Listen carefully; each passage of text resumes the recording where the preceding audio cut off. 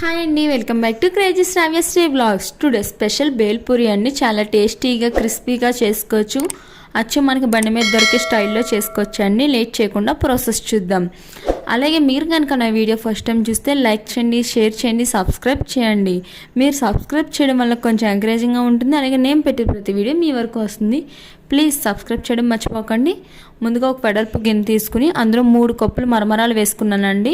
అవి క్రిస్పీగా ఉండాలి, అప్పుడే మన బేల్పూరి టేస్ట్ అనేది బాగుంటుంది. ఇప్పుడు ఇందులో ఒక ఉల్లిపాయ కట్ చేసింది వేసుకుంటున్నా, ఒక టమాటా కూడా వేసుకుంటున్నానండి.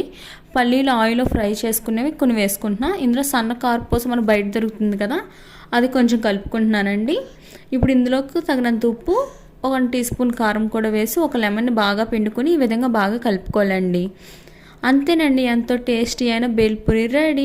5 నిమిషాలు ఈవినింగ్ స్నాక్స్ కింద పెద్దవాళ్ళకైనా పిల్లలకైనా చేసి పెట్టొచ్చండి. Thank you for watching.